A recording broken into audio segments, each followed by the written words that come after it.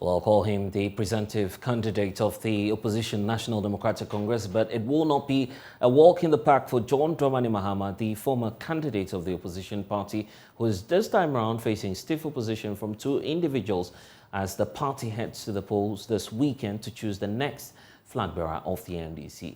The Joy News political team has been putting a spotlight on John Dramani Mahama.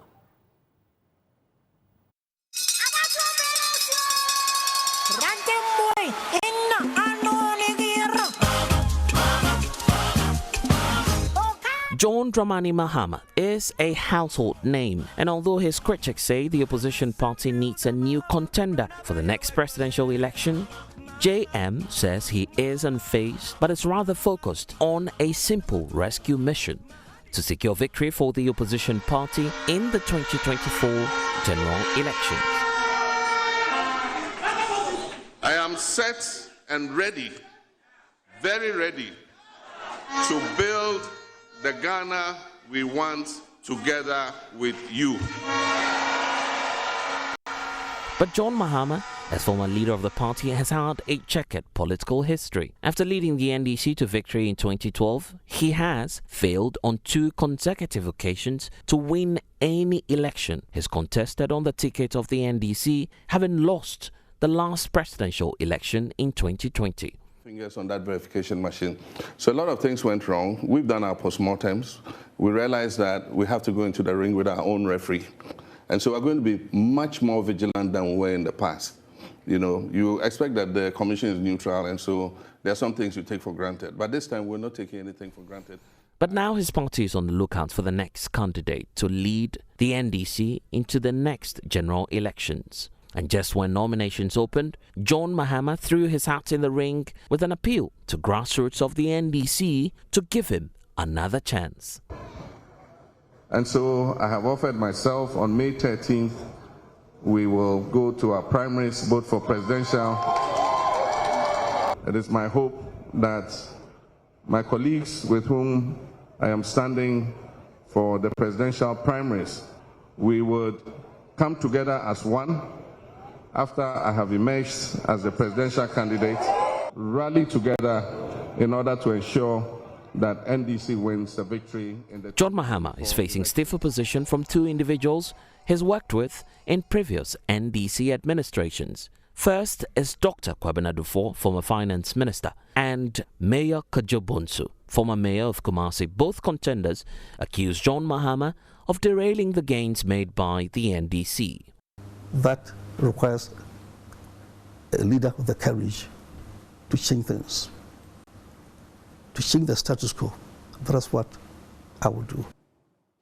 Time is up for Kojo Bonsu to run. But supporters of John Dramani Mahama counter these claims. Some executives of the party are even pledging to secure total victory for the former member of parliament for Boli Pamboy. For goodness sake, all my regional chairmen, all the regional chairmen for National Democratic Congress, from Upper East to Western North, each of them, I say, as Ababito, support John Dramani Mahama. I put the concerns about party unity and the decision of some executives of the NDC to declare support for John Mahama before the General Secretary, Fifi Fiavi Kwete. He told me that given John Dramani Mahama's track record, it will be difficult for any contender to overrun him. Are you aligned? I need to be blunt about it. No, I don't need to be aligned. I mean, I don't think there is any secret at the moment as to the fact that one particular candidate seems to have the edge. But that is for the John Mahama has the edge. I mean, naturally, if you've been what you call an outgoing president, you've actually been a presidential candidate, you clearly have a certain advantage over new people who are coming. But those new people, it does not mean that they don't have a chance as well. It is unclear what influence these statements will bring to bear on the upcoming elections. But one sign is clear, that John Dramani Mahama will give his contenders a run for their money on the 13th of May when the party goes to the polls to choose the next leader of the NDC. The former president has one clear message. At this stage, Ghana demands experience, not experiments. Well, the contender of John Dramani Mahama, Dr. Kwabena Duffour, has been to the Ashanti region. We have a wrap of events there.